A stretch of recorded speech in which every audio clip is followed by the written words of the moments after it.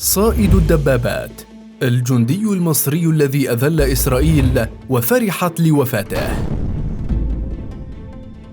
لم تكن حرب أكتوبر حرباً اعتيادية البتة، وكما ذكرنا مسبقاً لكل صولة وجولة فيها استراتيجيات وتكتيكيات عسكرية مختلفة، ولكل موقعة رجالها. ورغم مرور نحو نصف قرن على ذكراها، إلا أنها لا تزال واحدة من أشهر الحروب المعاصرة، كما تدرس قصصها وخططها ولحظاتها كلها ضمن المناهج الرسمية لأبرز الأكاديميات العسكرية حول العالم. نستعرض اليوم سيرة صائد الدبابات، أحد أعلام حرب أكتوبر، وبطلاً عربياً قل نظيره. السيرة الذاتية: محمد إبراهيم عبد العاطي، من مواليد ديسمبر عام 1950، من قرية شباقش التابعة لمدينة مينا القمح في محافظة الشرقية. دخل الجامعة في عام 1961، وأنهى دراسة الهندسة الزراعية فيها في العام 1965 بدرجة امتياز، وعرف بهدوئه وأخلاقه العالية إلى جانب لياقته البدنية. حياته العسكرية: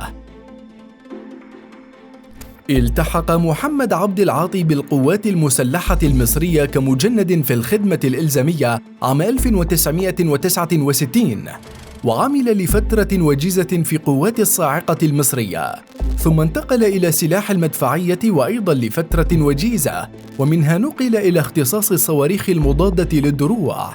وهذا الاختصاص يحتاج صنفاً خاصاً من الجنود، يحتاج جندياً يتحلى بالقوة الجسدية وبرودة الأعصاب والصبر، ذلك كله إلى جانب سرعة البديهة وحساسية ردات الفعل، وقد توفرت فيه المواصفات جميعها ليكون أحد أمهر مستخدمي الصواريخ المضادة للدروع في الميدان.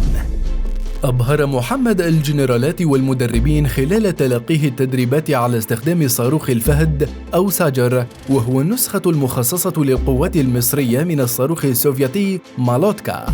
وقبل الانتهاء من مرحلة التدريب النهائية، انتقل الجندي عبد العاطي إلى منطقة الكيلو 26 بطريق السويس لعمل أول تجربة رماية من هذا النوع من الصواريخ في الميدان ضمن مجموعة من 5 كتائب، وكان ترتيبه الأول على جميع الرماة، واستطاع تدمير أول هدف حقيقي بهذا النوع من الصواريخ على الأرض. ليتم اختياره لأول بيان عملي على هذا الصاروخ أمام قائد سلاح المدفعية حينها اللواء محمد سعيد الماحي، والتحق بعدها بمدفعية الفرقة 16 مشاة بمنطقة بلبيس التي كانت تدعم الفرقة بأكملها أثناء العمليات. وبعد عملية ناجحة لإطلاق الصاروخ، تم تكليفه بالإشراف على أول طاقم صواريخ ضمن الأسلحة المضادة للدبابات في مشروع الرماية الذي حضره قيادات الجيش المصري. بعدها تمت ترقيته إلى رتبة رقيب مجند. صاروخ مالوتكا: يعتبر صاروخ مالوتكا المضاد للمدرعات واحداً من الأسلحة التي رجحت الكفة المصرية خلال حرب أكتوبر، واعتمد كسلاح أساسي في وحدات المشاة الميكانيكية وأفواج المدفعية، إضافة لأهمية وجوده في التحصينات والخطوط الدفاعية. ولم تأتي أهميته من فراغ، فسهولة وسرعة تجهيزه وتركيبه، وصغر حجم قاعدة الإطلاق، ووزنه الذي لا يتخطى 11 كيلوغرام، وبمداه البالغ 3200 متر، إضافة لنظام توجيه عبر السلك يتيح للرامي توجيهه والتحكم في مساره بعد 5 ثوان من الإطلاق وحتى إصابة الهدف، سواء كان هذا الهدف ثابتاً أو متحركاً. هذه المواصفات وغيرها جعلت من المالوتكا سلاحاً فتاكاً على يد عبد العاطي ورفاقه التواقون للنصر. محمد عبد العاطي وحرب أكتوبر: في 6 من أكتوبر من عام 1973، كان محمد أحد الجنود العاملين في الفرقة 16 مشاة، ومن أوائل شجعان الذين عبروا القناة وتسلقوا الساتر الترابي لخط بارليف، وتمركزوا ضمن خطوط دفاعية تفاديا لأي مباغتة عسكرية. لم يدمر محمد أي أهداف في اليومين الأول والثاني من المعركة حتى ضحية اليوم الثالث. تمكن محمد ورفاقه من استهداف تلة تتمركز بها مدرعات إسرائيلية، فباشروا بإطلاق صواريخ مالوتكا بشكل مدروس، حيث تمكن محمد بمفرده من تدمير 13 دبابة إسرائيلية خلال أقل من 30 دقيقة. في يوم 9 أكتوبر الذي يعتبر يوما آخرا من أيام البطولة في حياة عبد العاطي، فوجئ بقوة إسرائيلية مدرعة جاءت لمهاجمتهم على الطريق الإسفلتي الأوسط للشرق من القناة 130 كيلومتر.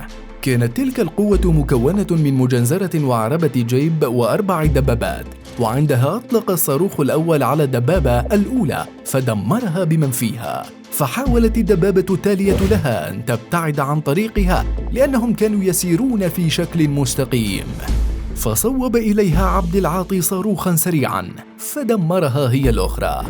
وفي تلك اللحظة تقدمت السيارة الجيب إلى الأمام وبدأت الدبابات في الانتشار، فقام عبد العاطي باصطيادها واحدة تلو الأخرى حتى بلغ رصيده في هذا اليوم الثالث من الحرب 17 دبابة إسرائيلية.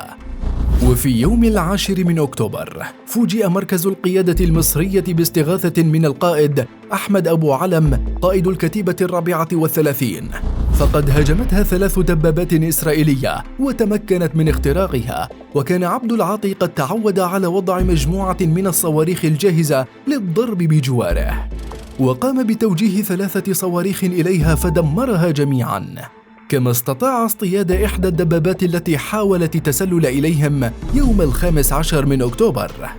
وفي يوم 23 أكتوبر دمر دبابتين وعربة مجنزرة، وبذلك يصبح رصيده 18 دبابة و3 مجنزرات قام بتدميرها ب26 صاروخاً. بعد الحرب، بعد انتهاء خدمة محمد عبد العاطي الإلزامية في القوات المسلحة المصرية، عاد ليمارس حياته المهنية كمهندس زراعي في قريته، يعني بشؤون الفلاحين ومواسمهم، إلا أن آماله لا تزال متعلقة بالجيش وأمن مصر، وقد دعم 2 من أبنائه ال4 ليلتحقوا بقوى الأمن الداخلي، هما العقيد وسام عبد العاطي والمقدم أحمد عبد العاطي. وبحسب شهادة ابنه الأكبر عصام، فإن والده نصحهم بحب الوطن والعمل بكل شرف وإخلاص لخدمة مصر. صائد الدبابات في عيون إسرائيل. خلال حرب أكتوبر لم تكن هوية محمد عبد العاطي مكشوفة بعد لقوات الاحتلال، لكن أفراد المشاة الميكانيكية الإسرائيلية كانوا يحذرون بعضهم البعض من تمترس صائد الدبابات في المواقع المصرية التي تستهدفهم بالصواريخ المضادة للدروع، فإن نيرانه لا تخطئ هدفها. وعندما كرمته هيئة الأركان المصرية صائد الدبابات بوسام نجمة سيناء، تفاجأ الإسرائيليون بأنه رقيب مجند، على عكس توقعاتهم التي كانت ترجح فرضية وجود جنرال سوفيتي يعمل إلى جانب القوات المصرية. وبعد مضي 28 عاماً على حرب أكتوبر، وتحديداً في 9 سبتمبر من عام 2001، توفي البطل محمد عبد العاطي عن عمر 51 عاماً. أذاعت وسائل الإعلام في إسرائيل خبر وفاته كنوع من الشماتة. وأنت عزيزي المشاهد، هل كنت تعلم بقصة صائد الدبابات؟ وشاركنا اسما لبطل مصري أو عربي لم تعطه وسائل الإعلام حقه في نشر سيرته.